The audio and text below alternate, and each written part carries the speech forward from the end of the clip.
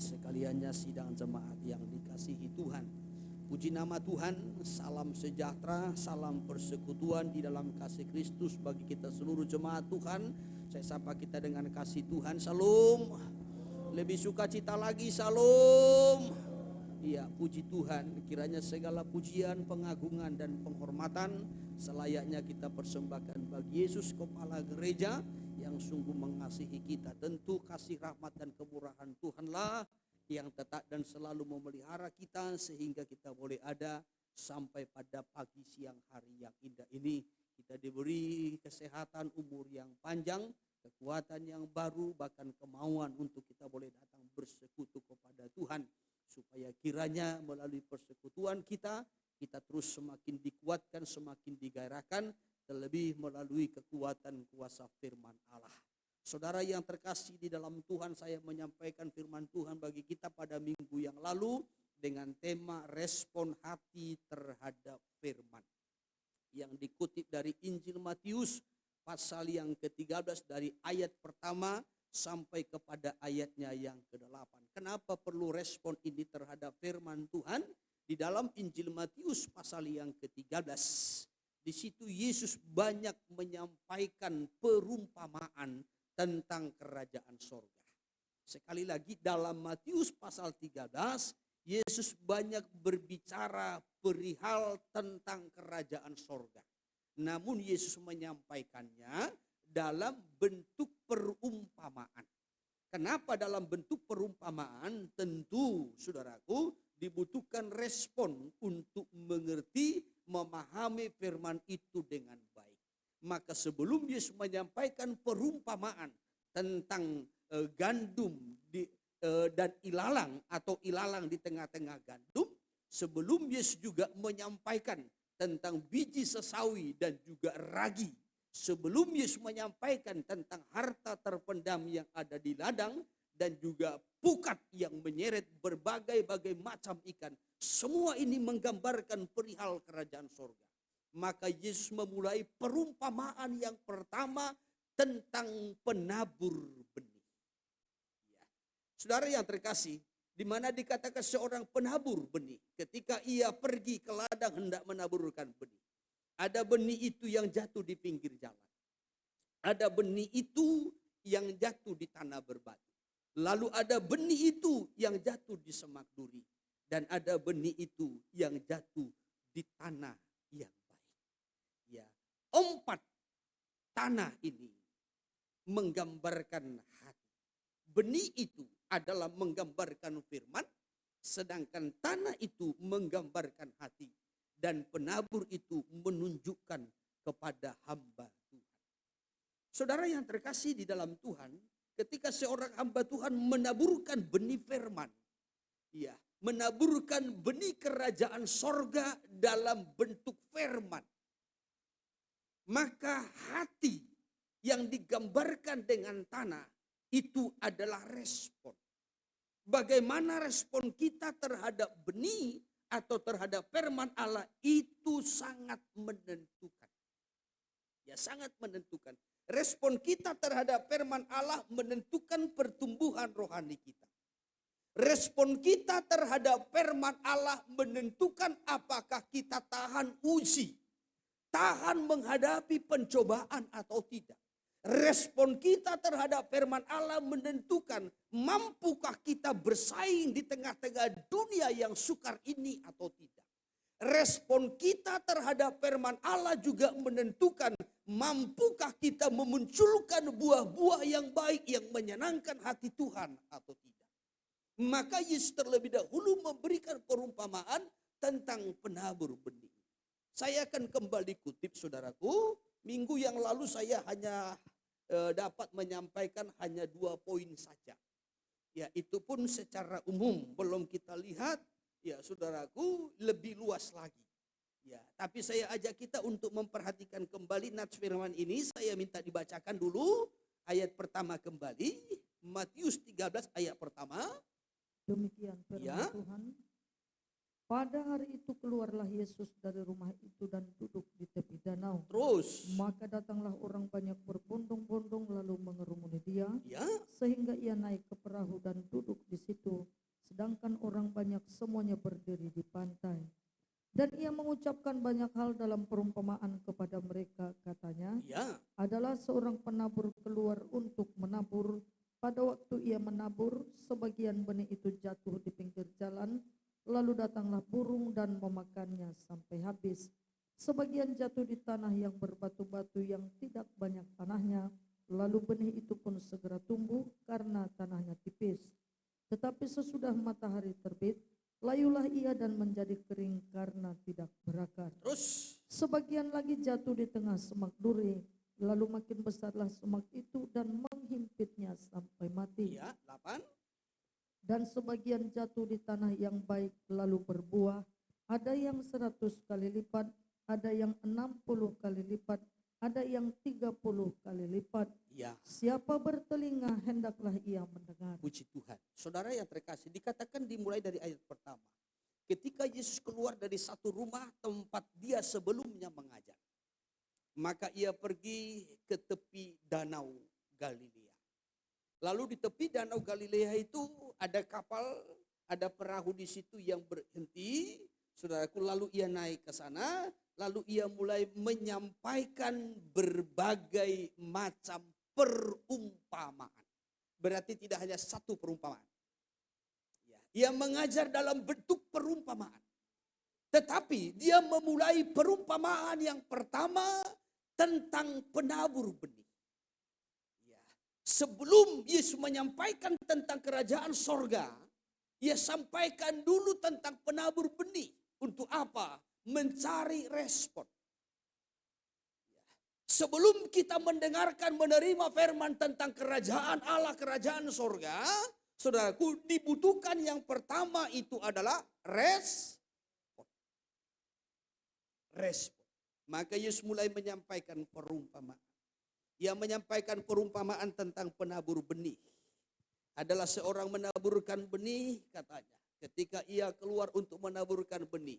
Benih yang pertama jatuh di tepi jalan. Benih itu belum sempat tumbuh, lalu datanglah burung-burung menggambarkan iblis mengambil benih itu.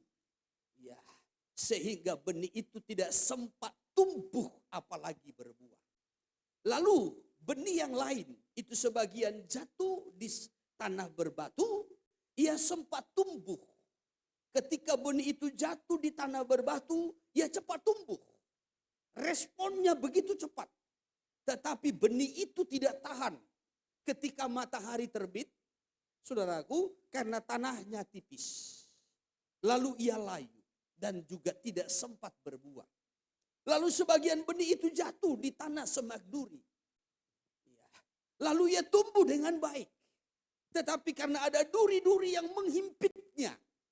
Ya saudaraku, ada persaingan yang begitu kuat. Memang sama-sama tumbuh. Tetapi benih itu tidak sampai berbuah. Baru benih yang keempat jatuh di tanah yang baik. Lalu ia tumbuh dan menghasilkan buah. Ada yang 100 kali lipat, 60 kali lipat, dan 30 kali lipat.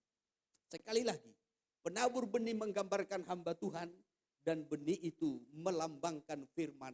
Sedangkan tanah itu adalah gambaran hati manusia. Respon hati manusia terhadap benih firman Allah. Saya akan kembali kutip satu persatu. Dimulai dari benih yang jatuh di tepi jalan. Tanah tepi jalan saya sudah terangkan pada minggu yang lalu. Itu menggambarkan hati yang keras. Apa? Tanah tepi jalan menggambarkan hati yang keras. Yang kedua, tanah berbatu itu menggambarkan hati yang dangkal. Tipis tanahnya. Ya, tanah berbatu bukan tanah yang keras, tidak. Bukan tanah yang keras. Tetapi tanah berbatu itu adalah tanahnya tipis. Sehingga dia tidak sempat berakar mendalam. Lalu dia tidak tahan panas, tantangan, masalah, pencobaan, ujian. Sehingga menjadi layu. Jadi tanah berbatu itu menggambarkan hati yang dangkal. saudaraku. Maka responnya terhadap firman Tuhan itu begitu cepat, tetapi dangkal, tidak mendalam. Karena tidak mendalam, akhirnya tidak tahan uji, karena tidak ada pegangan terhadap firman. Lalu yang ketiga adalah tanah semak duri. Tanah semak duri itu menggambarkan hati yang terbagi. Ya, hati yang terbagi.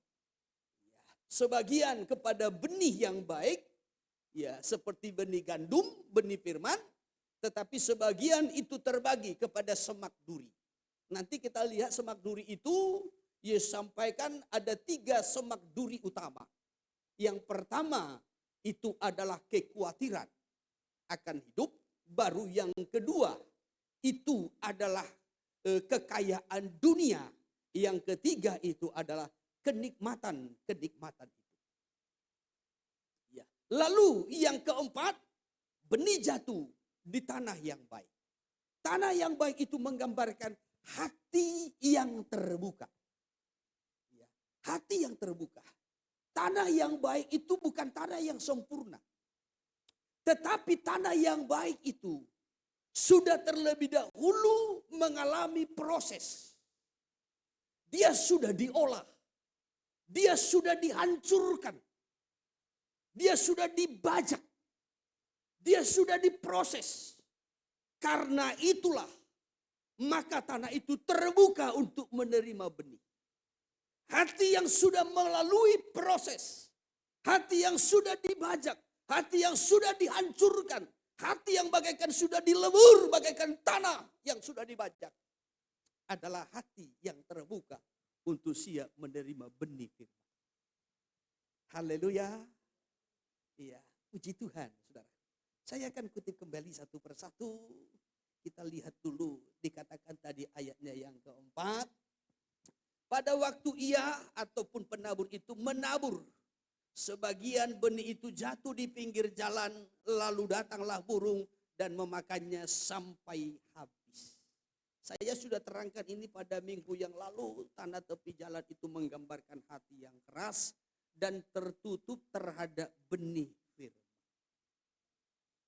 Ya, bukan salah pada penabur dan bukan salah benih yang ditaburkan. Tetapi persoalannya tanahnya keras.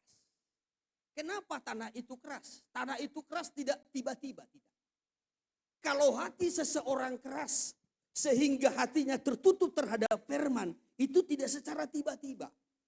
Tetapi hati yang keras itu sudah mengalami satu proses yang panjang. Pemadatan.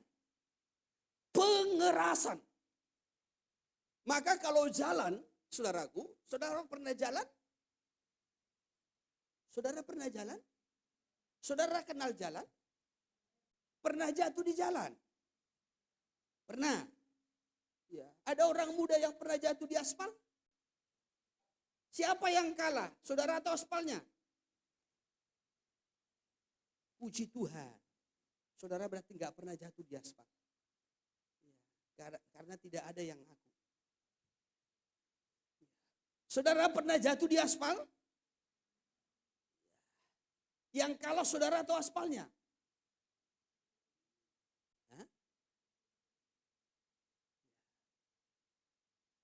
Kenapa? Jalannya keras.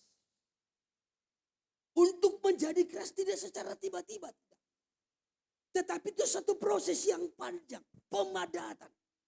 Maka kalau saudara lihat itu pembuatan jalan, saudaraku, itu ada tahap-tahap pengerasannya.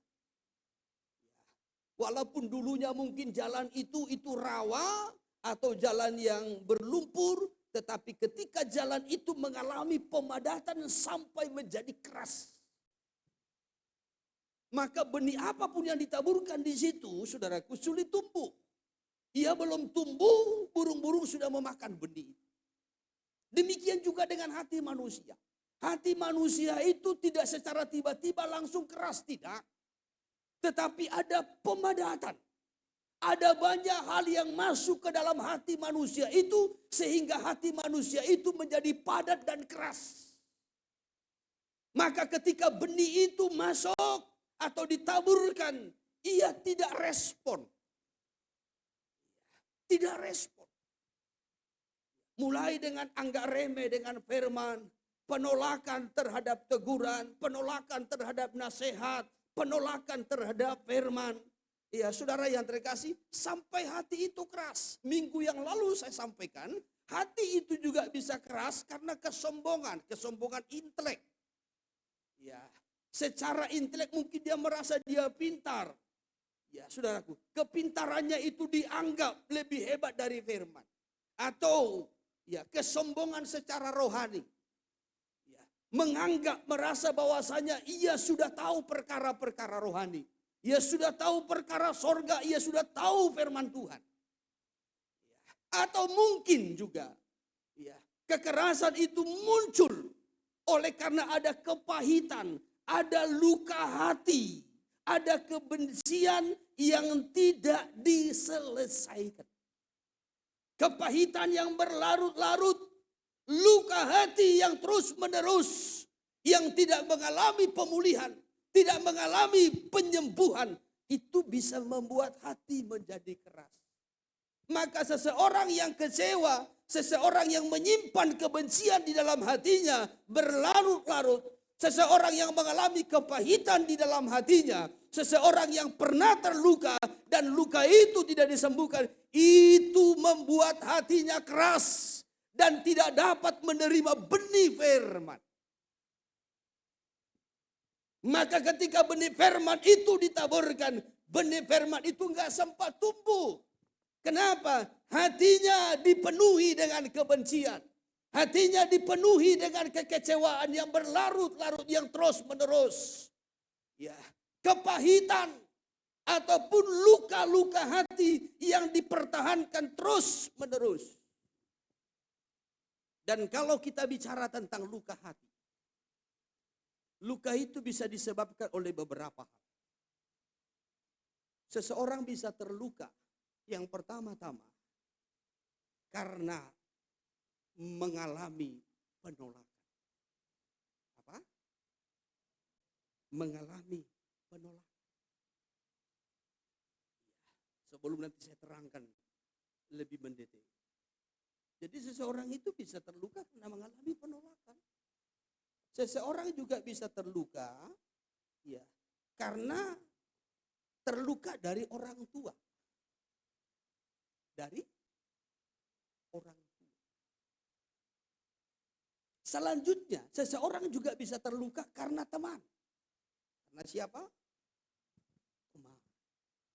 Yang keempat, seseorang juga bisa terluka karena gereja dan pelayanan. Wah, ini lebih dalam lagi. Lebih dalam lagi. Sehingga mungkin dia berkata, kalau orang di luar Tuhan, orang yang tidak bertobat, menyakiti hatiku, aku bisa menerima. Tetapi ini orang gereja. Orang gereja. Pelayan Tuhan. Wah, ini lukanya lebih dalam lagi. Terluka karena penolakan. Ini bisa luka hati.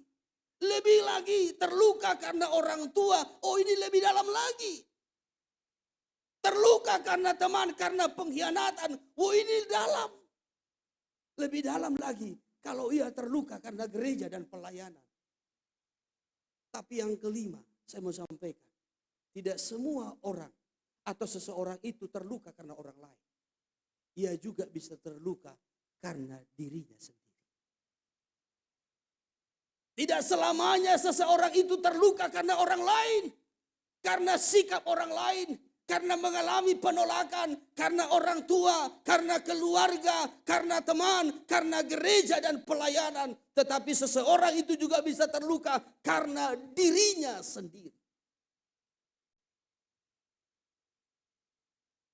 Saya kutip satu persatu. Dimulai dari terluka karena penolakan. Saya kutip satu contoh. Yeremia, seorang nabi, seorang hamba Tuhan. Yeremia pun pernah mengalami penolakan. Sampai Yeremia berkata, untuk apa aku dilahirkan? Kenapa aku harus dilahirkan?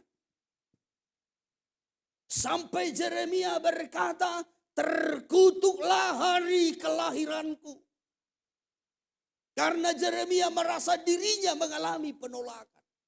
Saya kutip kitab Yeremia pasal yang ke-20 dimulai dari ayat 14. Dari ayat yang ke-14. Demikian firman Tuhan. Ya. Terkutuklah hari ketika aku dilahirkan. Ya. Biarlah jangan diberkati hari ketika ibuku melahirkan aku. Iya, sampai Yeremia berkata, terkutuklah hari kelahiranku. Kalau ia sudah mengutuki hari kelahirannya, berarti tidak lagi ada semangatnya untuk merayakan hari. Nggak ada lagi semangatnya, happy birthday to you.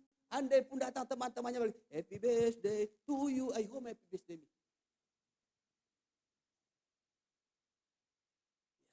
Sampai ia berkata, terkutuklah hari kelahiranku. Terkutuklah hari ketika dikatakan kepada ibuku bahwasanya ibuku melahirkan seorang anak laki-laki. Terus 15. Terkutuklah orang yang membawa kabar kepada bapakku dengan mengatakan, Ya. Seorang anak laki-laki telah dilahirkan bagimu. Ya. Terkutuk. Ketika seseorang menyampaikan kabar kepada bapakku, kepada ayahku, seorang anak laki-laki telah dilahirkan bagimu. Kenapa Yeremia sampai mengutuki hari kelahirannya? Karena Yeremia mengalami penolakan. Ya. Sampai dia berkata, untuk apa aku dilahirkan? Percuma aku dilahirkan. Untuk apa aku lahir ke dunia ini kalau toh orang menolakku? Ini luka yang pertama. Apakah ada di antara kita yang mengalami luka yang sama seperti Yeremia? Kita merasa tertolak. Bahkan dari dalam kandungan pun kita sudah merasa tertolak.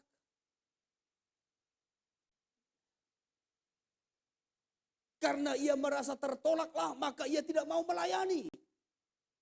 Karena ia merasa tertolaklah, maka ia menolak untuk dipakai oleh Tuhan.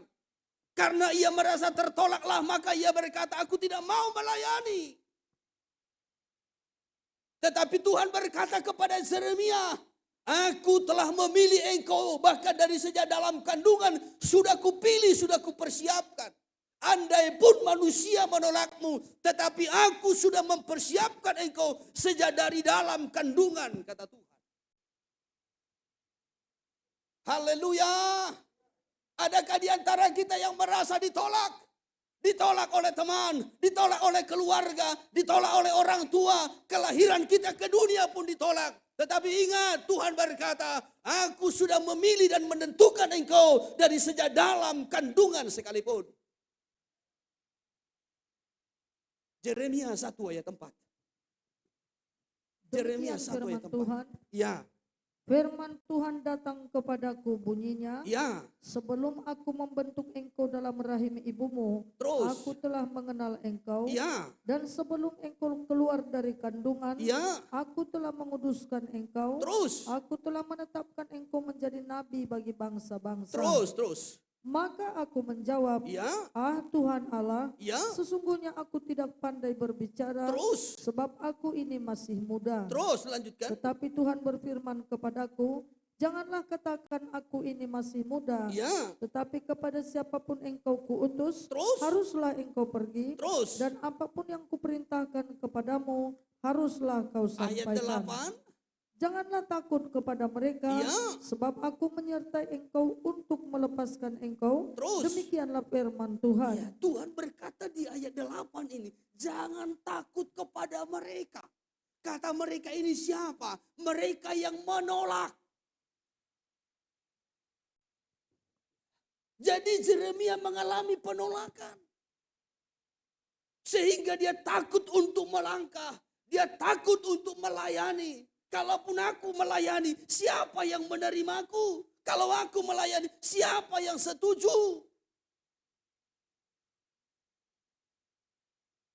Tuhan berkata, jangan takut kepada mereka yang menolak. Tapi aku sudah memilihmu dari sejak dalam kandungan. Aku sudah mempersiapkan engkau.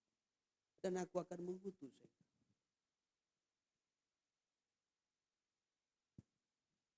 Poin yang pertama, seseorang itu bisa terluka karena mengalami penolakan. Penolakan itu mungkin bisa dari keluarga. Ada mungkin anak yang merasa tertolak karena orang tuanya menolak. Tidak lagi menginginkannya lahir, ya tetapi lahir. Menginginkan anak itu laki-laki padahal perempuan. Menginginkan perempuan padahal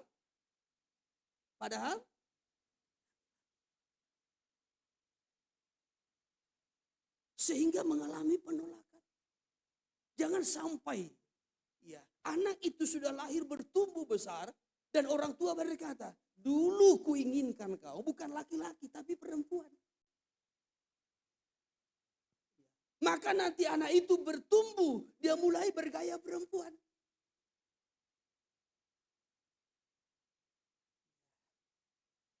Lalu mulai pakai baju, apa namanya itu?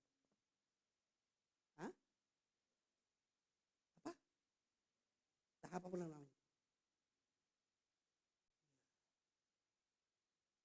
Mulai dia pakai lipstik.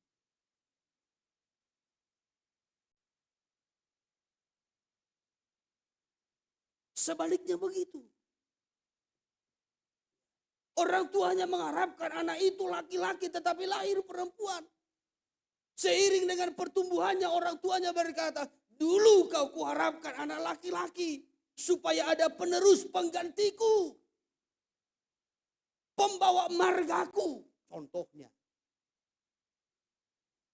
Maka akhirnya anak perempuan itu mulai menunjukkan dirinya seperti laki-laki. Mulai dia fitness.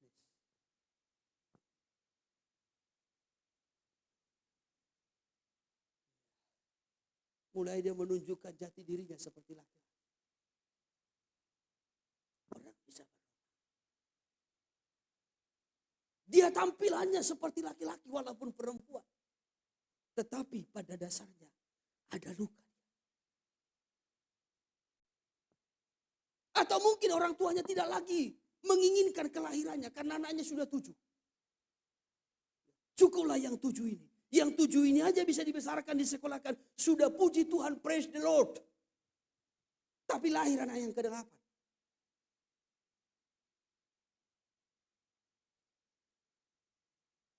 Sehingga dari sejak kandungan sampai dia lahir, dia mengalami penolakan. Dulu kau tidak diharapkan lagi untuk lahir. Tapi kenapa kau muncul ke dunia ini?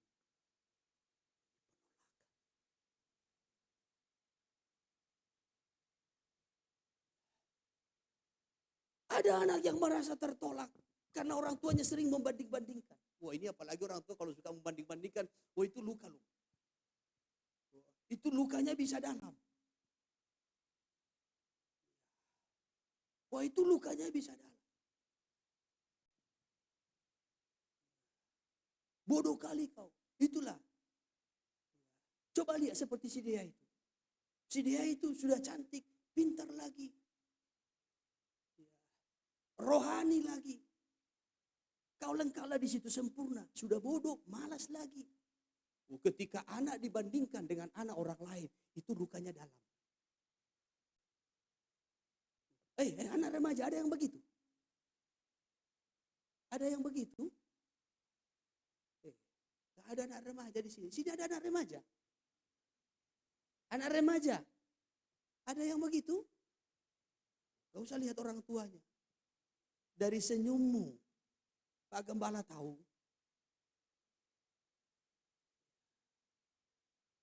Ketika anak itu dibanding-bandingkan, apalagi dibandingkan dengan anak orang lain.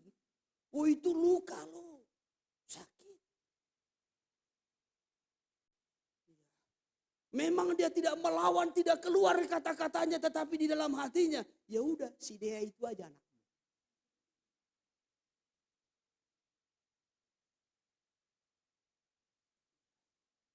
Syukur-syukur dia tidak lari dari rumah.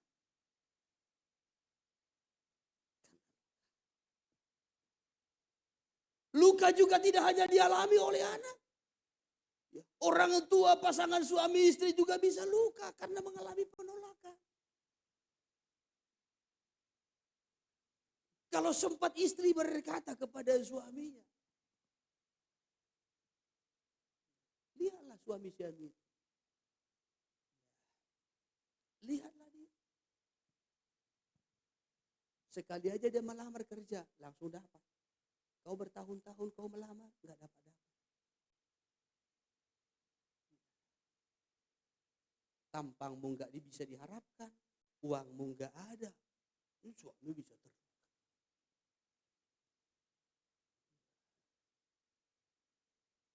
Dibilang kau karena ganteng, enggak juga. Lebih gantengnya mantanku dulu.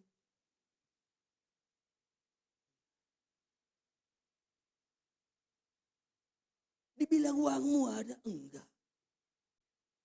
Udah berbulan-bulan, bahkan bertahun-tahun kau enggak kerja. Apa yang mau kau harap? Kau di rumah juga, nyuci pun enggak bisa. Masak pun enggak bisa.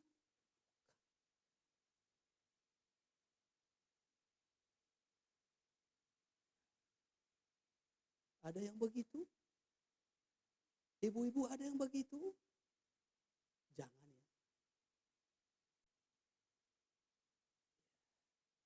Atau sebaliknya, suami yang melukai istrinya. Apalagi dibanding-bandingkan, sekali lagi, itu luka yang dalam.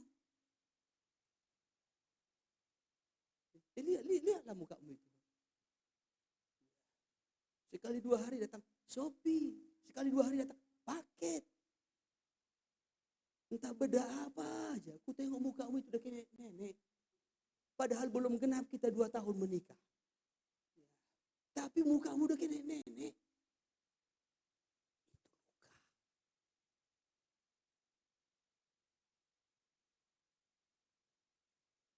Merasa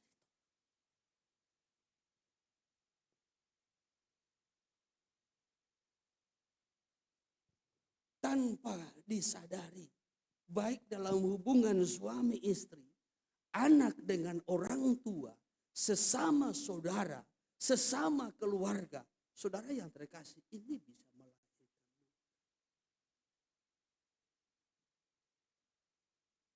hati yang terluka, merasa tidak dikasihi, merasa tidak dihargai. Dan kalau itu terjadi di tengah-tengah keluarga rumah tangga, maka ini akan mudah terjebak kepada perangkap kasih dan pujian yang palsu.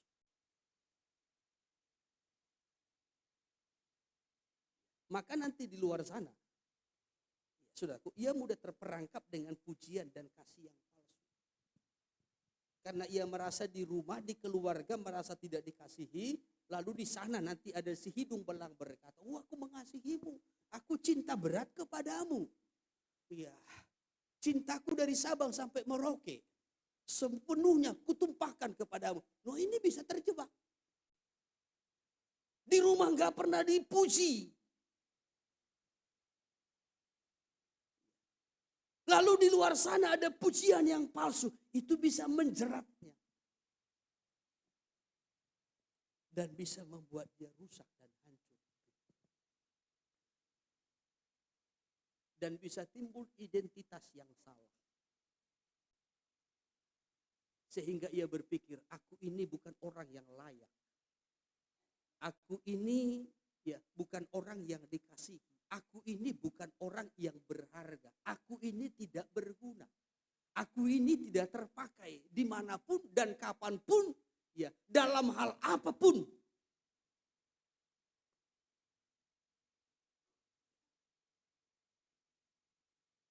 Saudara yang terkasih, ia merasa hidupnya tidak berguna, tidak layak. Tidak ada artinya. Maka tadi saya katakan, kalau dia seorang laki-laki atau dia seorang perempuan, dia bisa berubah identitas. Ya. Belum lagi ia merasa identitasnya itu ya tidak layak, tidak benar, tidak berguna.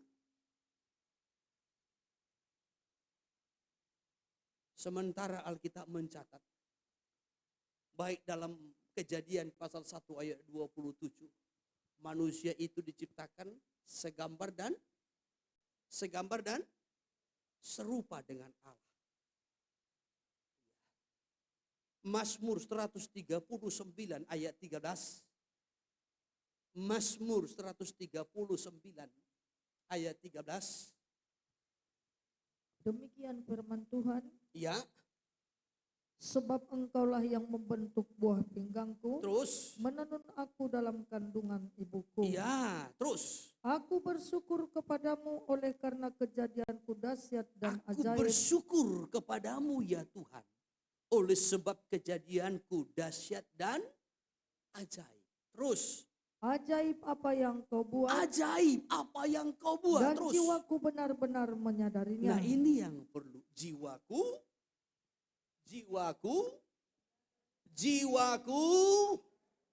walaupun mungkin engkau mengalami penolakan, tetapi katakan, kejadianku dahsyat dan jiwaku benar-benar menyadari. Aku diciptakan segambar dan serupa dengan Allah. Ketika mulai mungkin pikiranmu berkata, engkau tidak berguna, engkau orang yang tidak berharga, engkau tidak bernilai, engkau tidak bisa apa-apa. Maka katakan, kejadianku dahsyat dan ajaib apa yang Tuhan buat, dan jiwaku benar-benar menyadari. Jangan sampai luka ini membuat pahit. Kalau luka itu membuat pahit, itu sangat sulit diperbaiki. Dan itu nanti sifatnya merusak. Kalau kitab Ibrani pasalnya yang ke-12 mencatat dalam ayatnya yang ke-15, jangan sampai tumbuh akar yang pahit, yang bisa merusak banyak orang. Ya. Jadi kalau sudah mengalami luka dan tidak diperbaiki, tidak mengalami pemulihan, itu bisa menjadi akar yang pahit, yang merusakkan, yang menimbulkan kerusuhan, dan yang mencemarkan banyak orang. Sehingga nanti hubungan juga rusak. Hubungan satu dengan yang lain rusak. Kalau seseorang itu terluka. Anak kalau terluka, maka hubungan dengan orang tua rusak. Kalau anak dibanding-bandingkan dengan anak yang lain, ya, maka hubungannya dengan anak yang lain itu juga rusak.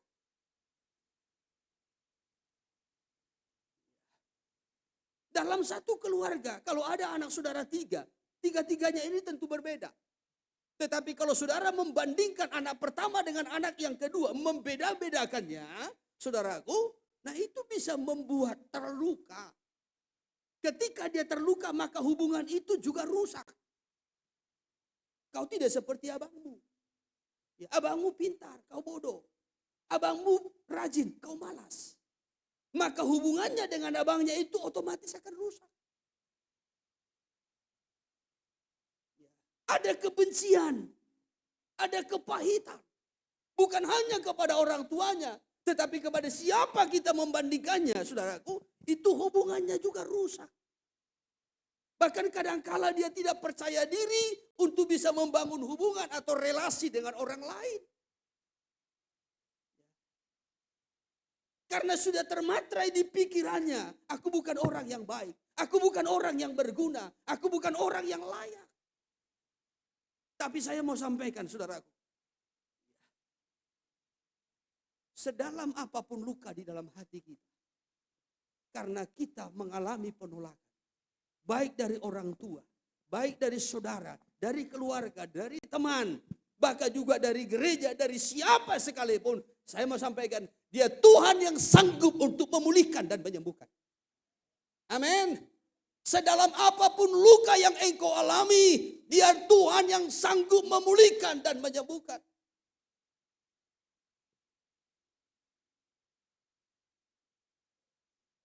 Ada satu pujian kita berkata begini. Tuhanlah yang membangun Yerusalem.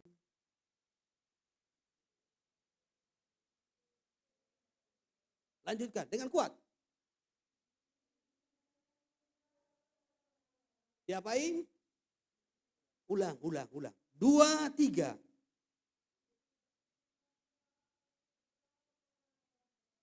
Ini kayak patah hati kuliah semua ini. Ulang. Dimulai dari Yerusalem. Tuhanlah yang membangun Yerusalem.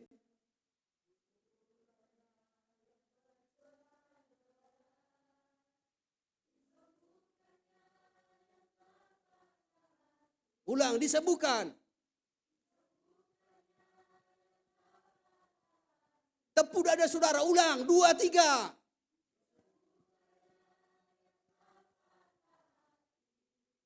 Terus.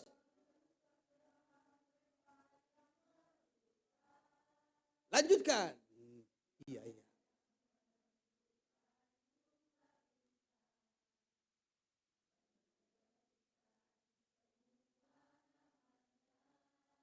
Amin. Terus.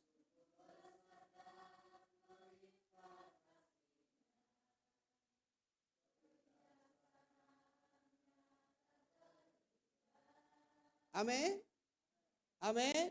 Disembuhkannya. Mazmur 147. Mazmur 147. Dari ayat berapa itu? Ayat 2 ya. Coba. Demikian firman Tuhan. Iya.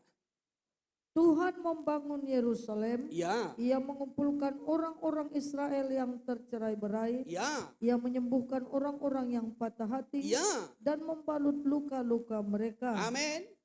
Ia menyembuhkan orang-orang yang patah hati dan membalut luka-luka mereka. Terus. Ia menentukan jumlah bintang-bintang. Terus. Dan menyebut nama-nama semuanya. Iya, terus. Besarlah Tuhan kita dan berlimpah kekuatan. Iya. Kebijaksanaannya tak terhingga. Iya. Nanti saudara lanjutkan itu ayat demi ayat. Jadi pujian kita itu, ya saudaraku, itu dikutip dari dasar ini. Dari Mazmur 147 ini. Tetapi saya kutip tadi dalam ayatnya yang ketiga yang menjadi intinya.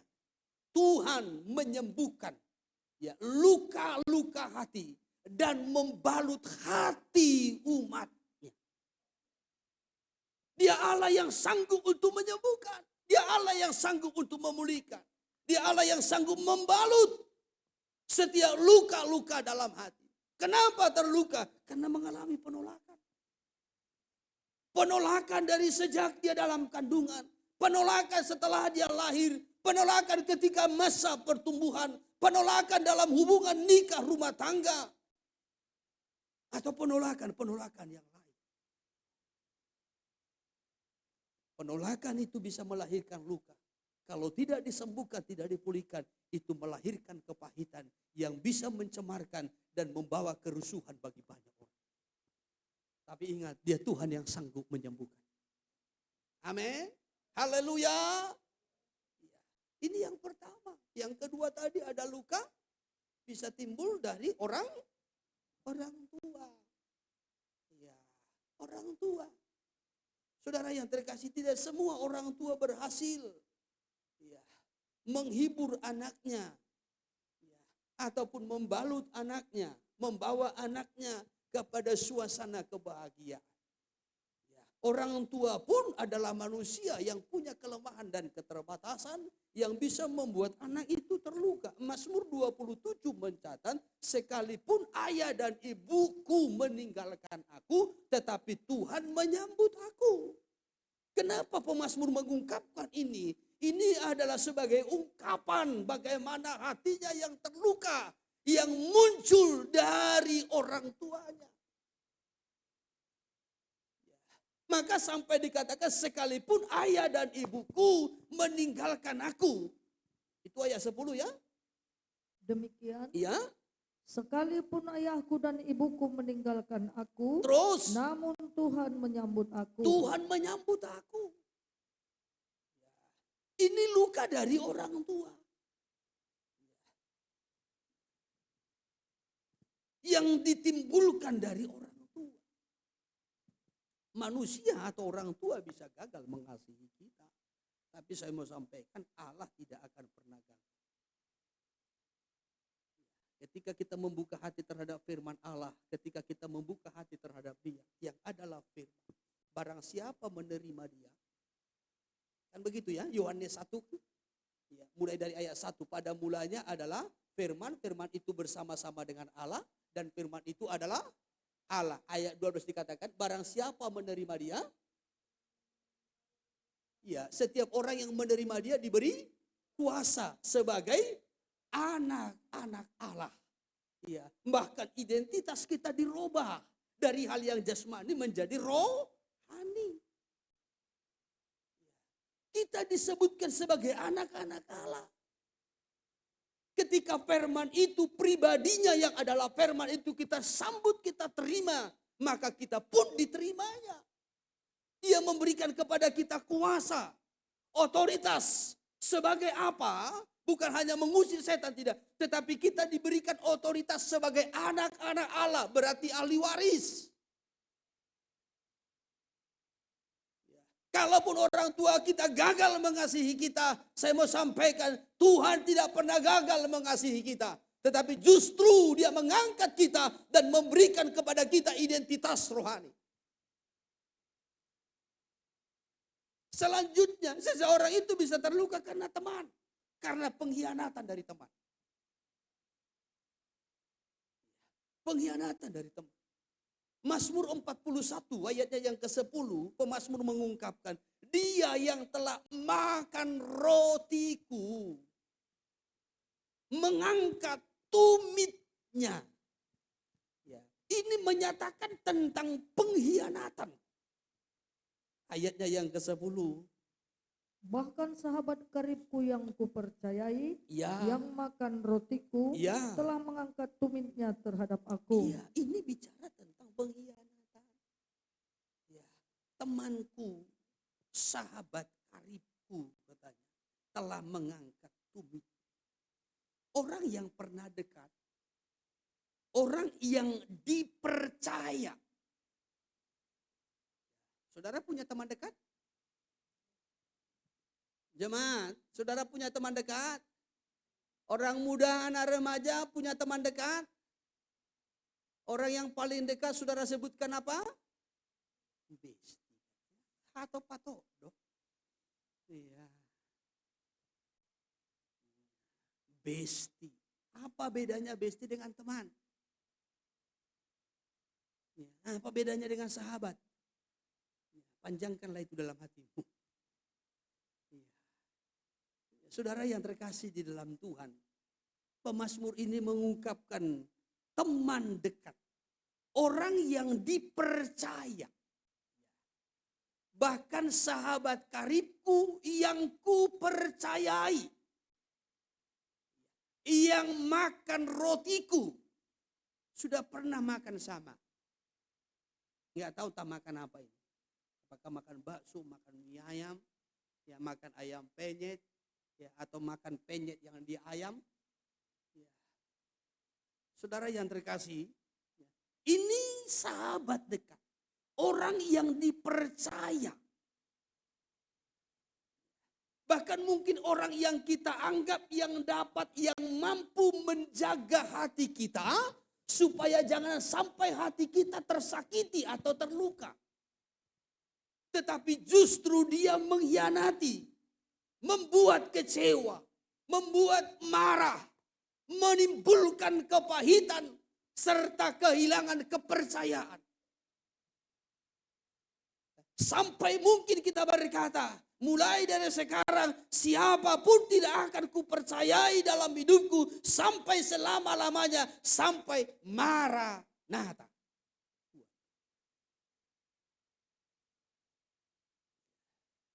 Karena terluka oleh karena pengkhianatan. Sama seperti Yudas Iskariot terhadap Yesus. Tapi saya mau sampaikan, Yesus adalah sahabat yang sejati. Haleluya. Dia sahabat yang sejati. Teman bisa saja mengecewakan. Dulu kita kompak. Selalu sama. Tidak akan makan bakso kalau tidak bersama dengan dia. Tidak akan beli sate kalau tidak bersama dengan dia. Baju selalu couple. Kalau masak-masak pun, mulai dari masak mie gomak, panggang dan seterusnya, selalu sama. Kalau dari kita dagingnya, dari dia kuahnya. Kalau dari kita kuahnya, dari dia dagingnya. Kalau dari kita cabenya, dari dia bawangnya. Selalu sama. Kalau mau masak mie pun begitu. Mau merendam mie harus sama-sama menuang. 1, 2, 3. Saking kompaknya. Ya. Sahabat karib yang kupercaya. Tetapi justru dia mengkhianat. Bayangin loh. Masak sama, makan sama. Mencintai laki-laki yang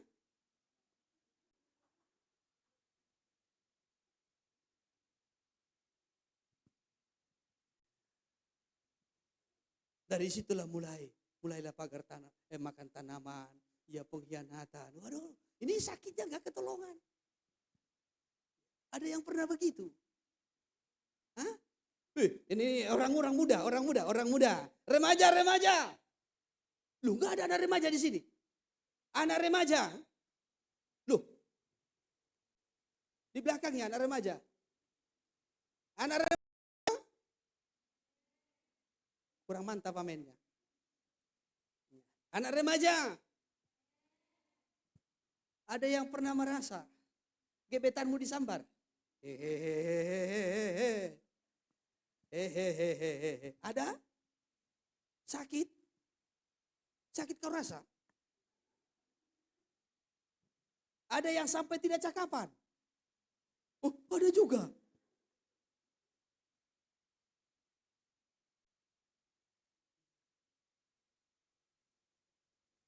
Sakitnya di sini atau udah sampai ke ubun-ubun? Semua.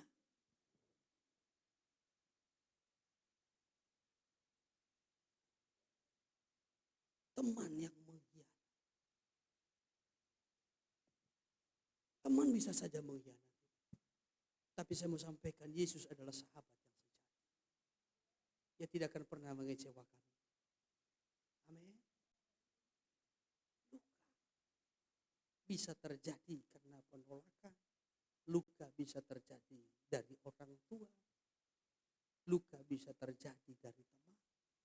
Sahabat yang paling dekat, yang paling kita percaya. Bahkan luka itu juga bisa terjadi dari gereja, dari pelayan.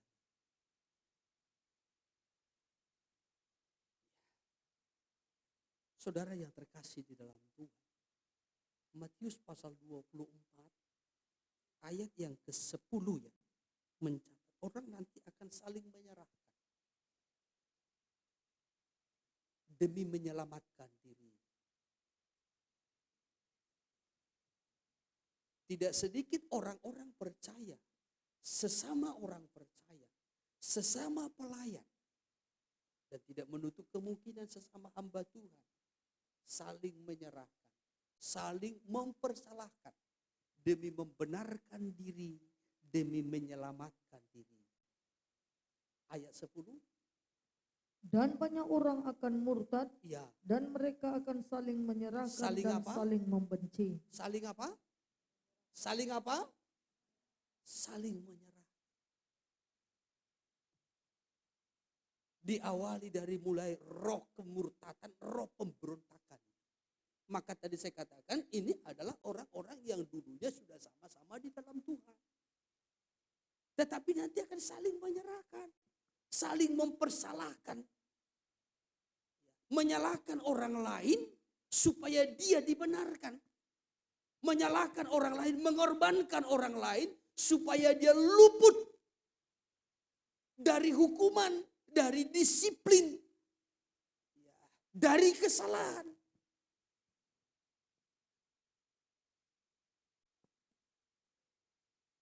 Ini bisa membuat luka. Sehingga mungkin kita berkata, kalau orang di luar Tuhan, orang yang tidak bertobat, melukai hatiku, aku bisa menerima. Tetapi yang melukai hatiku adalah orang pelayan tuh, hamba tuh, keluarga geng.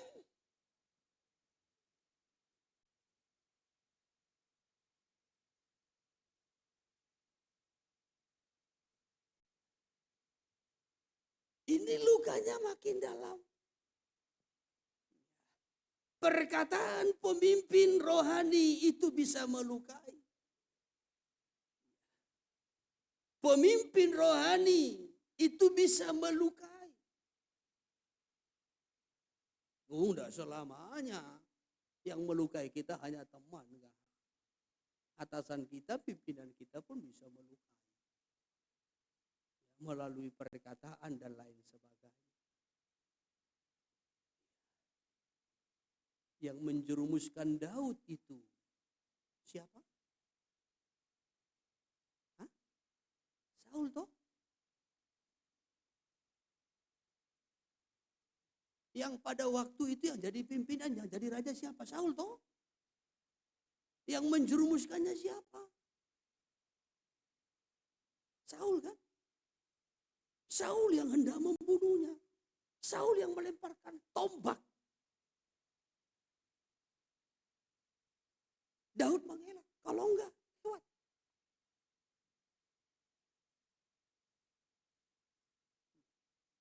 Saul yang membuat kehidupan Daud itu lebih kurang 13 tahun tidak menentu. Jadi pimpinan atasan pun juga bisa membuat terluka.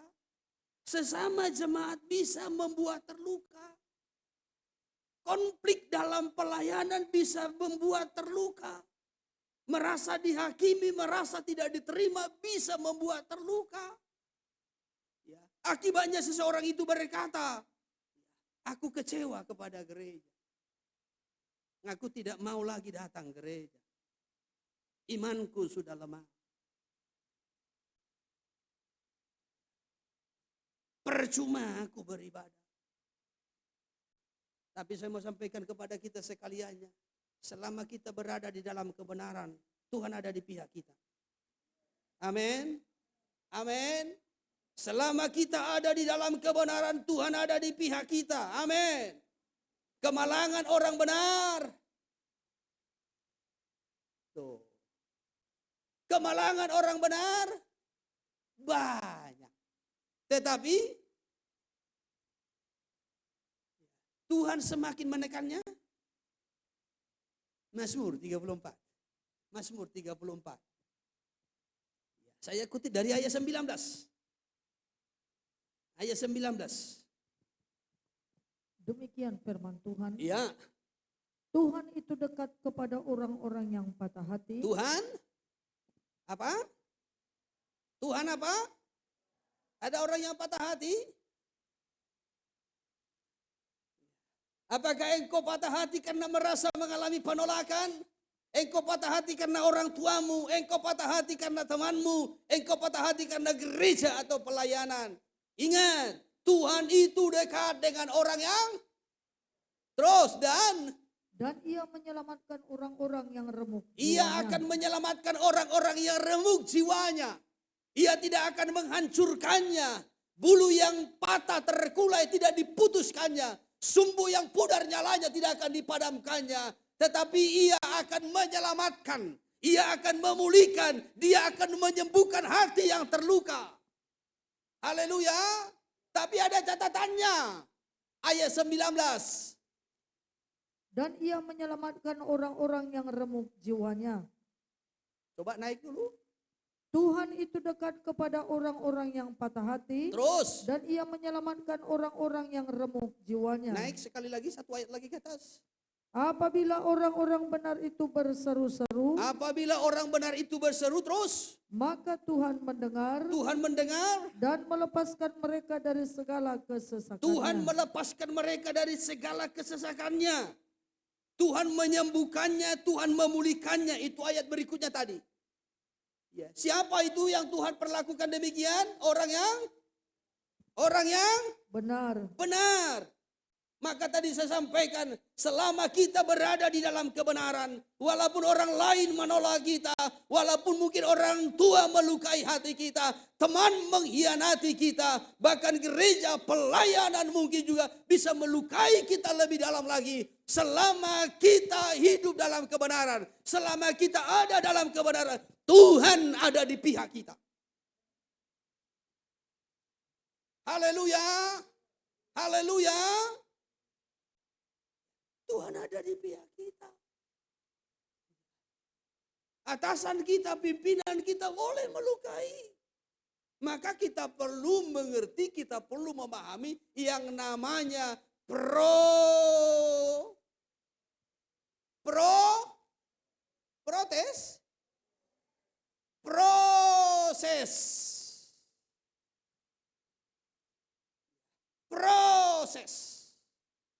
Amsal 27 ayat 17 mencatat, besi menajamkan besi, manusia menajamkan sesamanya. Jadi kita tidak perlu mempersalahkan siapapun. Tetapi ingat, Tuhan sedang membawa kita kepada suatu proses. Supaya kita betul-betul terbentuk sesuai dengan apa yang Tuhan inginkan. Kalau kita sudah terbentuk, kita mempersiapkan diri, baru Tuhan bisa pakai. Baru-baru ini saya katakan kepada Ibu Gembala begini. Kita yang harus mempersiapkan diri supaya kita dipakai Tuhan. Bukan Tuhan yang mempersiapkan kita, tidak. Seringkali mungkin kita berdoa, Tuhan persiapkan diriku. Supaya aku siap untuk melayani. Salah. Kita yang harus mempersiapkan diri. Kalau sudah siap, baru Tuhan pakai.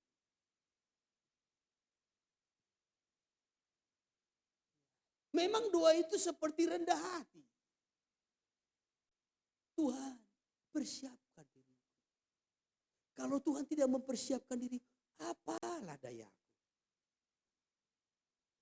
Tuhan berkata, kau yang harus mempersiapkan dirimu. Kalau kau sudah siap, baru kupakai. Kesiapanmu menentukan sebatas mana yang kau kupakai.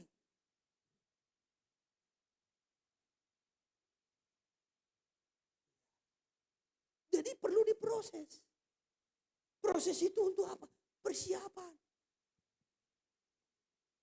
Sejauh mana kita mempersiapkan diri, sejauh itulah kita dipakai Tuhan. Kan begitu kan?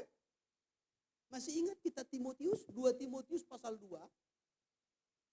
Dalam satu rumah ada bejana, ada alat yang dipakai untuk maksud yang mulia, ada alat yang dipakai untuk maksud yang kurang mulia atau yang biasa. Ya. Tetapi dikatakan begini ayatnya yang ke-20. Coba ayat 20.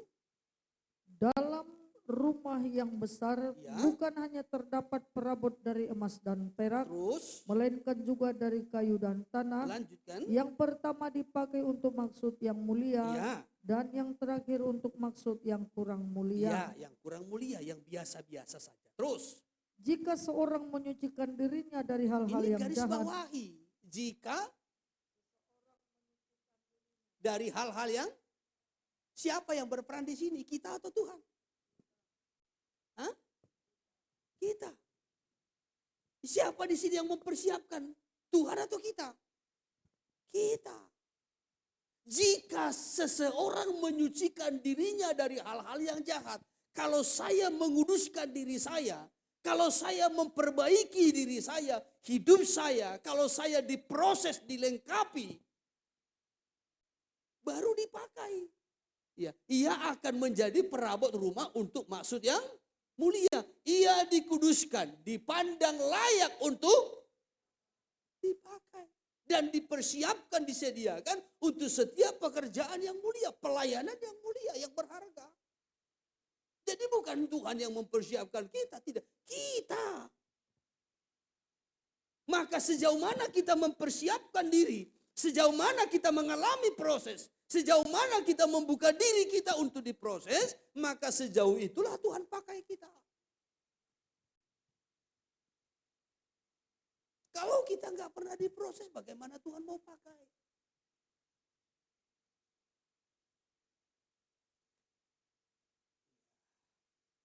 Jadi semakin lama prosesnya, semakin mantap prosesnya, maka itu semakin indah. Haleluya. Haleluya. Jangan prosesnya belum selesai, sudah pengen langsung berkata, pakailah Tuhan seluruh kehidupanku. Prosesnya saja belum clear. Ya. Saudara pernah buat kursi dari kayu? Bapak-bapak, pernah buat kursi dari kayu? Saudara sudah buat kursinya, ini sudah di market. Iya, sini satu pakunya, sini satu, sini satu, sini satu. Pakunya masih 4. Biasanya itu masih goyang, apalagi belum disiku. Ya toh? Ya. Ini masih setengah proses. Kita katakan, oh sudah jadi, sudah siap. Ya. Lalu begitu saudara pakai, saudara duduk, saudara sendiri yang jatuh. Pernah begitu? Pernah juga begitu? Ya, karena prosesnya belum selesai, tetapi langsung dipakai. Maka harus sampai clear dulu, sampai mantap. Betul-betul sampai kuat dulu. Udah kuat pun, nah ini ditata lagi. Ya, dikasih aksesorisnya. Bila perlu dicat lagi supaya terlihat lebih indah, lebih cantik. Udah siap prosesnya, makin dimantapkan lagi. Persekutuannya mantap. Ya. Pembacaan firman-Nya, perenungan terhadap firman-Nya, pemahamannya terhadap firman, itu juga mantap. Ini baru luar biasa dipakai. Ini masih setengah proses. Pakailah Tuhan. Angkat pula dua-dua tangannya. Dengan 10 jari-jari. Ikut lagi kepala diangkat. Bahasa Pursa ada sima jujung. Pakailah Tuhan. Tuhan berkata, prosesmu belum clear. Masih setengah proses. Maka ada yang di tengah jalan, tumbanglah. Dipakai sekali 2 kali singer, hilang. Sempat WL, hilang. Sempat ngajar sekolah minggu sebulan, hilang. Maka di luar sana gelarnya mantan guru, mantan mantan pemain. Jangan sampai mantan pengkhotbah.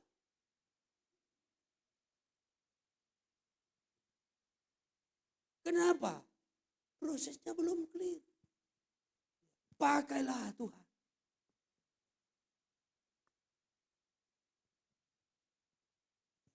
Maka kita perlu memahami proses. Kalaupun ada mungkin penolakan, kalaupun ada luka-luka yang ditimbulkan baik dari gereja, dari pelayan, Tuhan punya maksud tujuan. Besi menajamkan besi, manusia menajamkan sesamanya. Kita diproses supaya kita layak dan siap untuk dipakai oleh Tuhan. Haleluya. Haleluya. Maka luka-luka yang timbul harus dibalut. Tuhan sanggup membalutnya. Amin. Haleluya. Ya, ada pujian kita berkata begini. Roh Allah yang hidup penuhiku, Roh Allah yang hidup pulihkanku, turunlah urapan atasku, membangkitkan. Lanjutkan. Membebaskan.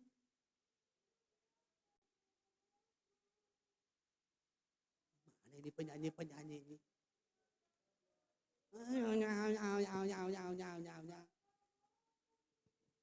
Ulang refnya.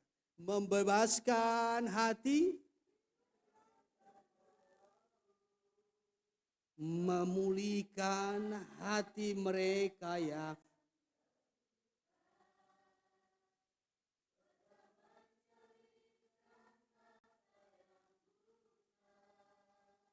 jadikan hidupku alatmu, dipenuhi urapan baru, menyatakan kebesaran kuasa. Ya, jadi hati yang terbelenggu pun dibebaskan, dimerdekakan. Hati yang terluka pun itu dipulihkan kembali, supaya kita siap untuk dipakai, dipergunakan oleh Tuhan sebagai alatnya, melayani Tuhan. Amin. Haleluya. Ya, jadi ingat sekali lagi, saudaraku, ya, ketika kita mengalami luka, baik dari gereja, dari pelayanan, dari teman, orang terdekat, orang tua, penolakan dari siapapun, adalah proses yang Tuhan izinkan. Tetapi sebagaimana tadi di awal saya sampaikan, luka tidak selamanya kita alami dari orang lain. Luka itu bisa kita alami dari diri kita sendiri. Karena kebodohan kita saat mengambil keputusan. Ketika kita mengambil keputusan yang salah, prinsip hidup yang salah, maka kita akan mengalami luka, rasa sakit. Pemazmur mengungkapkan dalam Mazmur 38 ayat yang kelima. Mazmur 38 ayat 5. Sebab kesalahanku telah menimpa kepalaku. Kesalahanku telah menimpa kepalaku. Semuanya seperti beban berat yang menjadi terlalu berat bagiku. Seperti beban berat bagiku. Terus. Luka-lukaku berbau busuk. Terus. Bernanah oleh karena kebodohanku. Karena apa? Karena apa? Kebodohan. Jadi bukan selamanya disebabkan karena orang lain, tidak.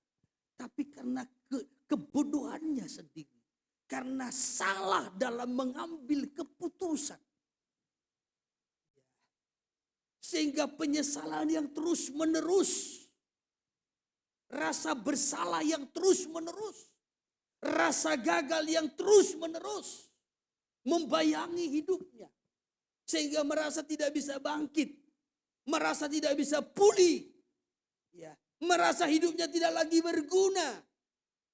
Karena sudah gagal. Karena kebodohannya sendiri. Bahkan terus lanjutkan dulu ayat selanjutnya.